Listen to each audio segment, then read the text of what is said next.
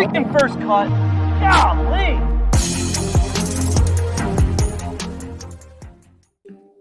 Welcome to the First Cut Podcast. I'm Rick Gehman, and this is your round two recap for this week's Memorial. Joining me to break it all down, it's him. Kyle Porter is here. Hello to you, Kyle. Rick Gehman. What a week. What a day. What a week. This has been fun. I've been watching Memorial most of the day, and yeah, it's been fun to watch, fun to follow. It's a fun week. Some of these weeks get buried in between majors, right? But this one it's very good, and it's been exciting so far. If you were granted the all golf powers, Golf star, and you had to choose what the winning score will be, and whatever you choose, that is the winning score of every professional golf tournament for the foreseeable future, what number would you choose? That's a good question. So you're not picking like a 281. You're picking like a minus, like a score to par. Correct. So that would like -8 at Colonial would be different than -8 at Muirfield Village. That's right. Okay.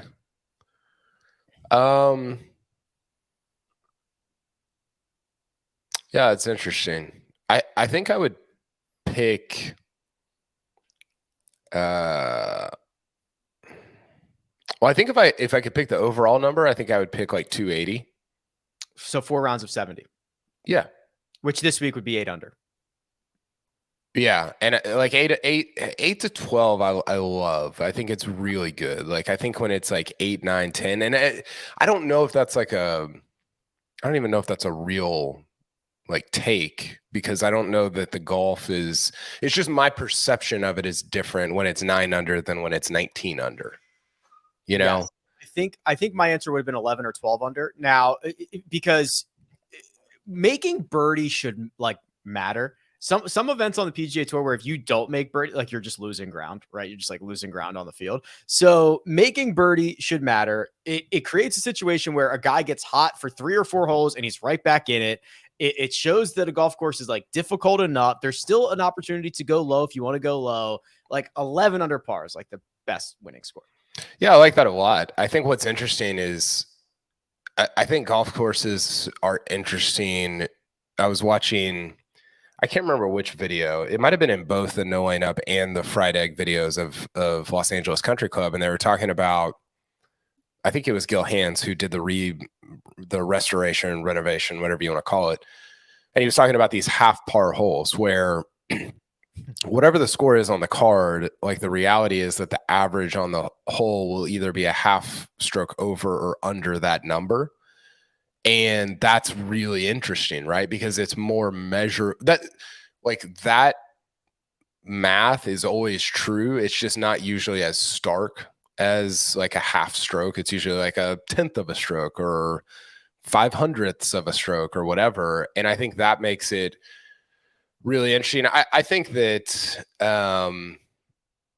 yeah, I mean, it's weird, right? Because like Colonial last week, the winning score was 8. 8 gets you into a playoff, but that was really 272. And this week's winner might be 12 under, but be 276. Right. So just changing the par of holes, I think like really affects our perception of a golf tournament in ways that like you wouldn't think it would just looking at it. Yes. And the half stroke par. So there's 2 really good examples.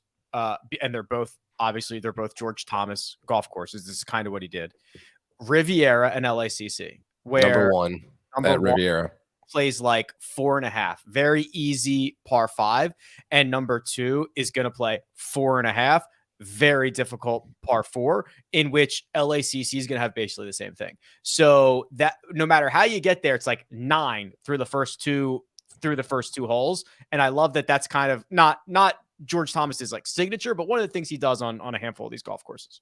Well, it kind of messes with you, right? Like at Muirfield Village 15, the par 5, I think it's like a 4/10 or a half stroke under par today. Yeah. And it's like, yeah, man, go make a 4. But then if you don't, you still made par, but you're losing to the field. I think little minutia like that make the golf tournament really fun to follow on a kind of day-to-day basis. For sure. Well, let's get into Friday's second round. There are still some golfers out on the golf course right now, but we have the vast majority of this round complete. We'll start with the morning wave and got the lower scores as usual around Muirfield Village coming out of that morning group. David Lipsky got us started 3 under 69. That's back-to-back 69s for him. He did get this thing to 8 under par before making bogeys on 16 and 17, which KP, going back to that scoring average conversation, like 16, 17, and 18 are absolute brutes. So he gives 2 back to par over those final 3. Yeah, 69 with 9 pars is very Spiethian.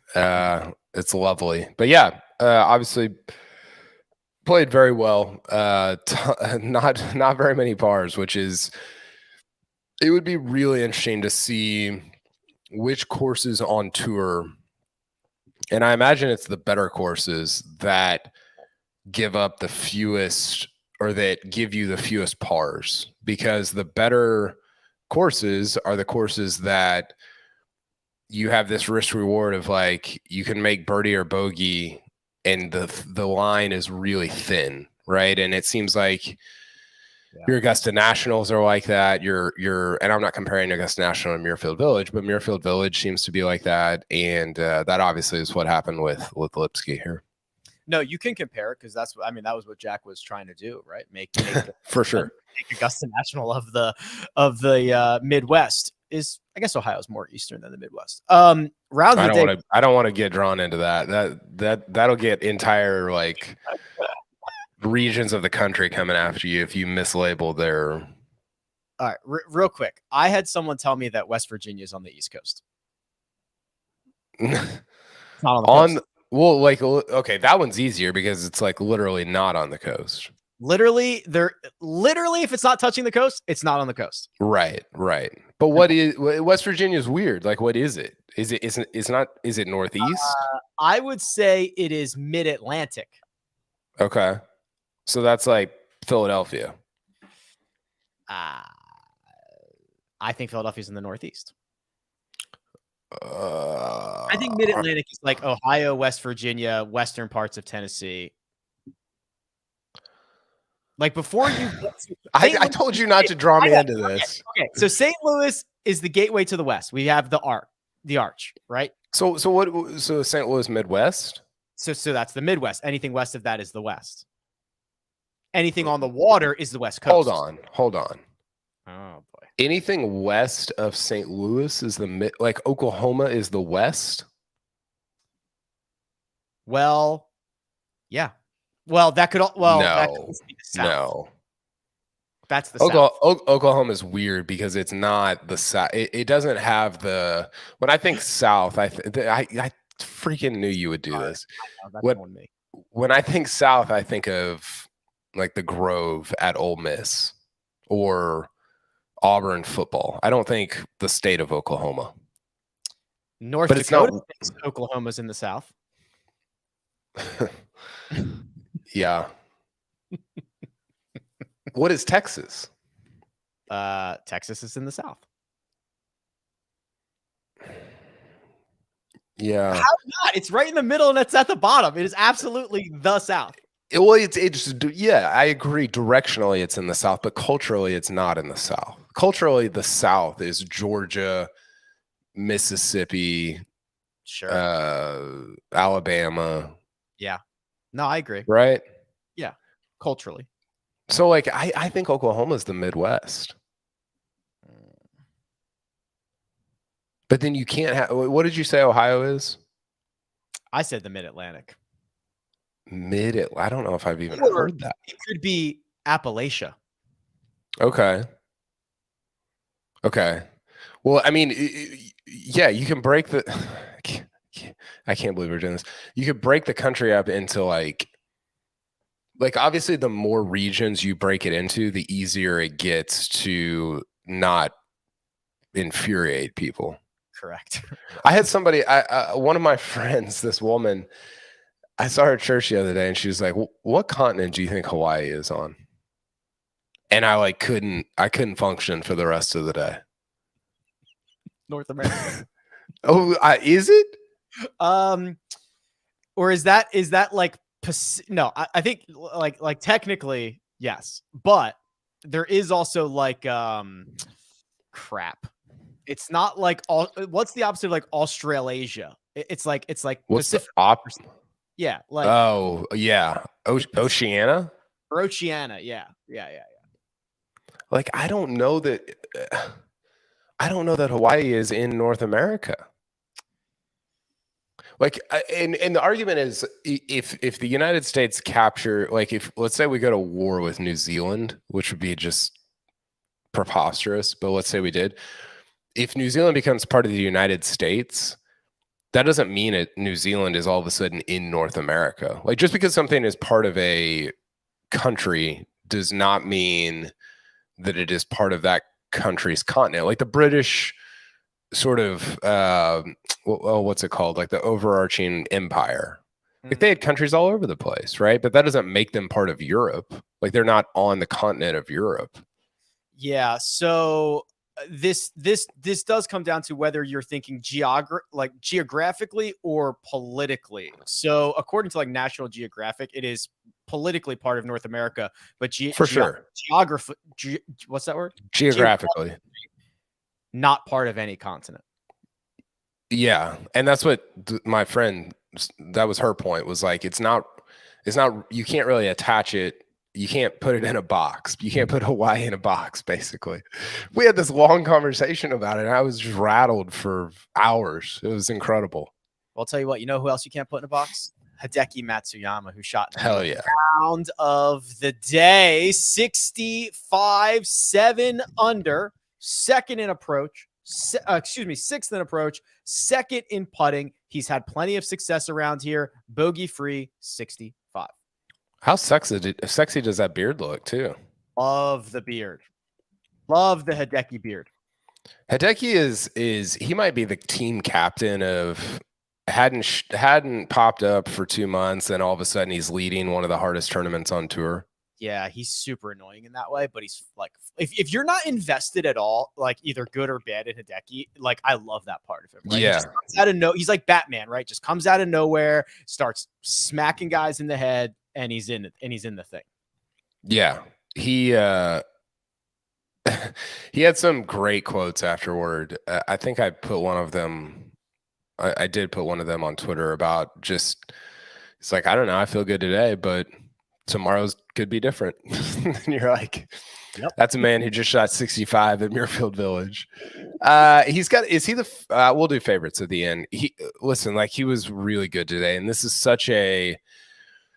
he plays so well here, and he plays well against National. He's just such a good ball striker. He's not leaning on the putter. He never really leans on the putter, but compared to some of the other guys at the top, I had him for something this week. I think outright at like 35-1, which I'm pumped about.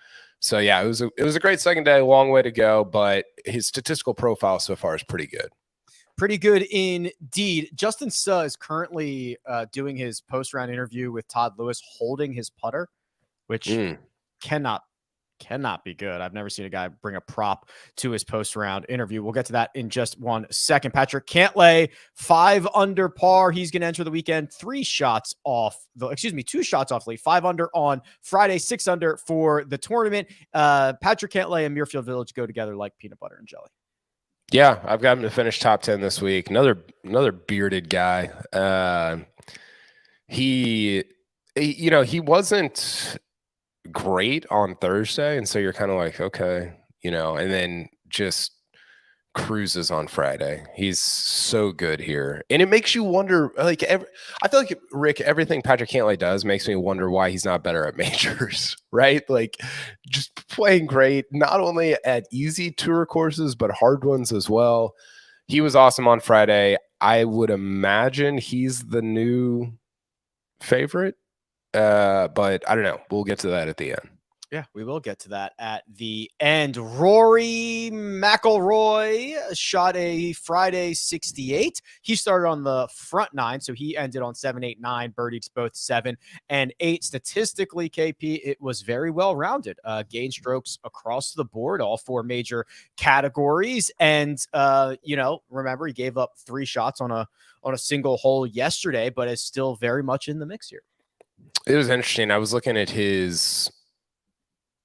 Did Scheffler? He made. What did Scheffler?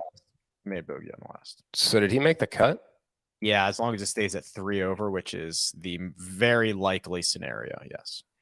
Okay, I've got a thing on him. We can do it in a second, but the Rory stuff is interesting because he's putting very well this week. Justin Ray had the stats, and I looked it up, Rick. He's actually been a better ball striker this year than last year, and yet statistically.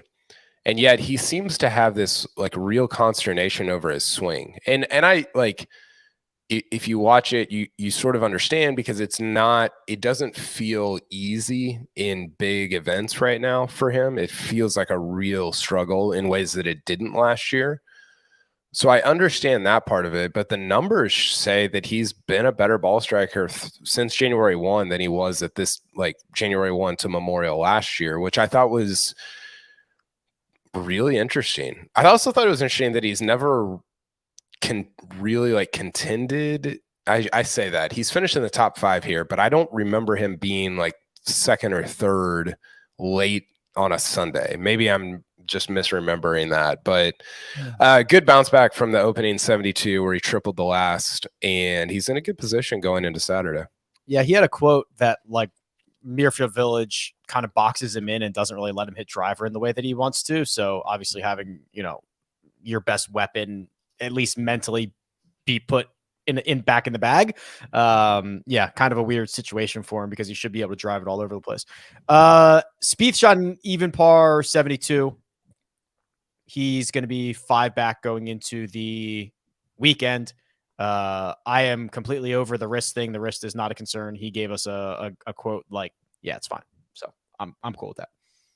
Yeah, he plays well here, which again, not a surprise because he, not sure if you've remember this, but he plays very well at Augusta National. Heard of that. Somebody's yelling about Xander in the comments. What did he do? Xander shot a 66, which was 11 shots better than his Thursday round. So this was plenty good enough to get him inside the cut line. He's actually in a tie for 22nd right now. He bogeyed his first hole of the day, number 10, and then went ham and cheese, 31 on his second 9. That's 5 under. So he played his last 14 holes at 7 under par. I did see this. I was confused. Somebody was yelling about Xander. I thought he was like still on the course, but I saw earlier. It's like 8 hours ago. Yeah, I saw earlier he shot 77-66, which was good for me because I think my best bet was Xander top 20. Correct. Yes. So he's on pace. Yeah, we're looking good. We were not looking good 24 hours ago, but played a lot better obviously on Thursday. I didn't see much of his round on Friday morning. But he's kind of, I think the thing that's interesting, Rick, is it's really difficult to win from the position, like shooting 77 in the first round. Like right now, after 36 holes, he looks like he's in a great spot to maybe go out and get a win. But if you just look at the way tournaments play out, it almost never happens that when you shoot one really bad round, what he was probably lost 3 or 4 strokes to the field on Thursday, that you can make up the other. You really need to gain like 20 or so over the next 3 days or in the other 3 rounds, no matter when that bad round is. Gaining 20 strokes over in 3 rounds is really, really difficult to do. So we'll see, but it was a great Friday. Morikawa just hold out from the fairway on. I am watching this. Sorry, did I spoil it for you? No. He had a very emotional last 3 holes. Yeah, I'll tell you what. Why don't we do this? We'll reset. We'll get to the afternoon wave. We'll talk about that wild Morikawa stuff and everything else. But first, we're going to take a quick break and hear a word from our partners. Get breaking news, Big news coming out of the NFL today. highlights, and instant reactions. The largest final round comeback in tour championship history. We're down to the final four. I just want to take time to analyze greatness. Talk winners and losers with a guy who's already a big winner. CBS Sports HQ. It's all sports all day long. Collin Morikawa second 9, bogey on 10, birdie on 11, par on 12, bogey on 13, par on 14, eagles 15, doubles 16, goes bunker to bunker there, bogeys 17, and that hole out from the fairway on 18 was his third shot. That was for birdie because he was out of position off the tee. That was a very hard-working 1-over second 9 with a hole out from the fairway and an eagle to get in even par for the tournament with 36 to go. What did he shoot on the back? 37, 1-over. 2 eagles on the back and shot 37. No, what? Sorry, yeah, 18 was not. Did you see him on? Was it 16? Yes, Throwing his. Yeah, wasn't great. I've not really seen him react like that. He was upset. I think it's dude. I've seen hit the more one-handed finishes than I've ever seen. I think the 2 years of no wins is grinding on him. I think that the game's like good, not great. I think he's. And remember, like at the start of the year, like in January. Remember how he was like, I had like the worst year ever. It was horrible, blah, blah, blah. Statistically, it was like one of his best. I think that he is kind of susceptible more so now than ever to the grind of PGA Tour life. Well, yes. I wrote this after, where did he win? Royal St. George's, the Open, RSG. I remember writing this after the Open where I said, like, hey, this is sick. Like, it's awesome. But here's what's coming. And what's coming is you enter into this machine that your David Lipskys and Mark Hubbards are not in. Like, Morikawa is a corporation. He's got a bunch of people that are looking to him for a lot of different things. And that's a really difficult, like, that's so, you've been around it. It's so hard to manage, you know, and that's why your Scottie Schefflers are super impressive because they kind of seem to push all that away and let other people do it. And there's a couple different ways to go about it. And that works for Scottie. Somebody like Rory wants to like be in the middle of it all. And that seems to work for him. And I think Morikawa is just trying to figure out, okay, how do I navigate being I'm a one-man corporation, right? And it's hard enough to play high-level golf when you're not carrying that around, and then when you are, it's a lot. And I think that's kind of what you're speaking to. Yes, completely agree. Scottie Scheffler, who we just saw finish his round here just a few moments ago, is not having a great week. He will make the cut. He's in it 3 over, but he bogeyed 12, 14, 16, and 18, including a pretty short missed putt on 18. He has lost with the flat stick KP. He's lost 6 strokes putting through 2 rounds, which, to put that into perspective, it is the second worst in the field. Chad Ramey also has lost 6 strokes putting this week. He was 15 shots worse than Scottie Scheffler over 2 rounds. Elite ball striker. That's my only takeaway. Boy. No, my only takeaway is this, Rick. Scottie Scheffler, 2 wins this year. He's finished in the top 4 in 10 of his last 18 PGA Tour events or worldwide events, including the Hero. World number 1, Rom birdie the last. World number 1, and he gets beat by 3 by Brandt Snedeker, who had his sternum rebuilt in December and is playing for the first time in 8 months. Yeah. I don't know how you like, golf is the most idiotic but also greatest sport ever. It's unbelievable. Imagine trying to predict this stuff. Why would you even try? Well, why are we trying? I mean, pull up the spreadsheet and other people would say the same thing. Agreed.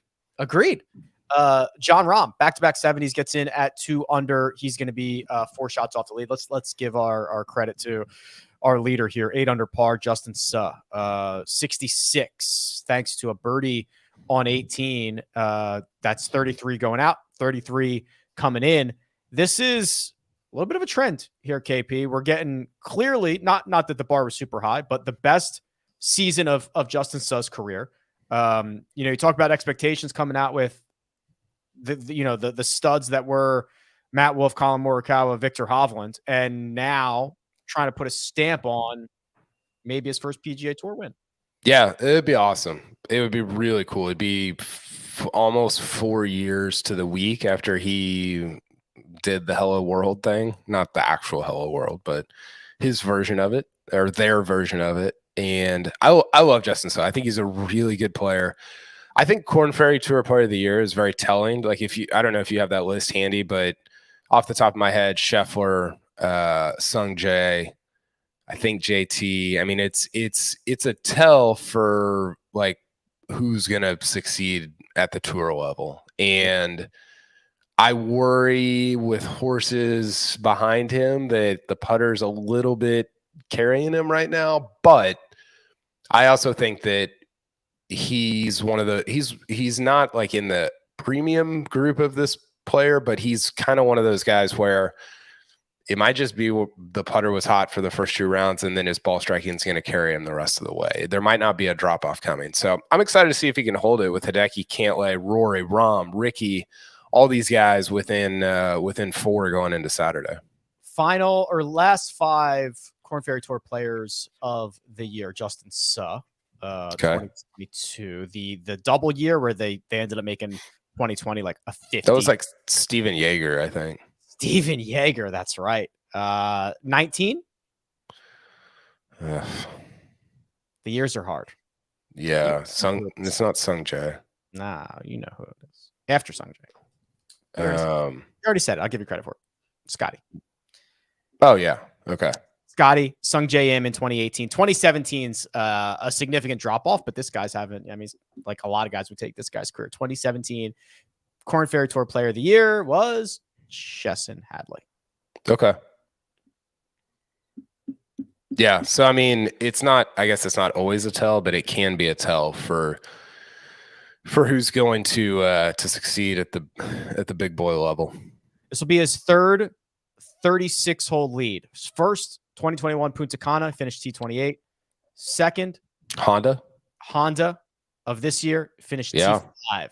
So we will see if he can improve on those finishes. We can talk about some other names, but let's do it in the context of the betting board. So we'll give Josh a second to get that all up and running. But we do have some guys just kind of finishing up and putting a bow on their rounds right now. Ricky's got himself a good round going. He's 4 under. He's playing the final hole of the day. We just watched John Rahm get in. Wyndham Clark just wrapped up a 1 under 71. So he's in at 3 under. So this board is brewing here, KP. Yeah, it really is. It's pretty awesome. I'm excited about it. There's a lot of different storylines, not only for the PGA Tour year, but going into the U.S. Open. Rahm, Ricky, Cantlay is the favorite. Is that? Do you think that's right? You think Cantlay should be the favorite? Yeah, I think so. I mean, he's 2 off the lead. He's dominated this place, and he is. He is a better player than Hideki is. So yes, at this point, I mean, it's not like he's even money, but yeah, I think that's fair. Man, this is a really good board. Your top 4 are Cantlay at 330, Hideki at 450, Rahm at 550, Rory at 750, and none of those guys are actually leading the golf tournament. And then you got Siwoo, Ricky, Spieth, and Victor, which are all they're all really good. They're all really interesting stories, right? With Suh, I guess Siwoo's the least interesting. Yeah, if Siwoo wins, it'll just be like, all right, well, there's his like one win a year, and sometimes it's a big one, and he's gonna wear his crazy outfits, and he's gonna be Siwoo. Yeah. What's Victor at? 2, 3? 2, I believe. 2 rounds of 1 under. Yes. you just got to be perfect from that position, right? With those guys in front of you, you have to shoot like 66, 66.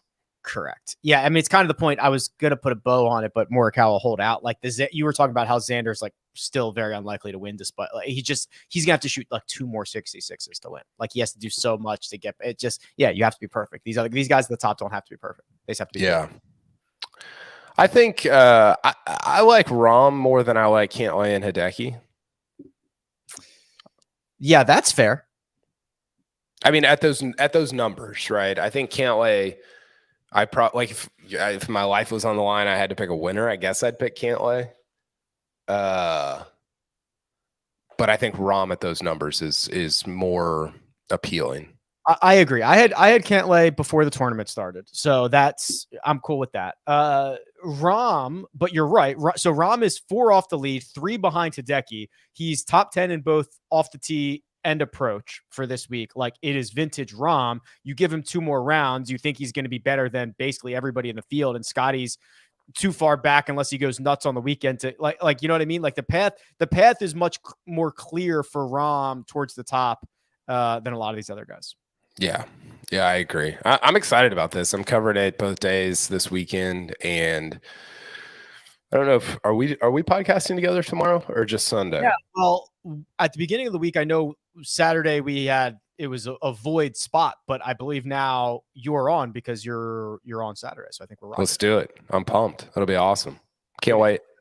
Same time, same place, Saturday night and Sunday night for the rest of the Memorial recap. For now, producer Josh, thank you very much. Does all the hard work behind the scenes. Kyle Porter, available on Twitter at Kyle Porter CBS. You can find me at Rick Run Good. This has been The First Cut. We'll catch you next time.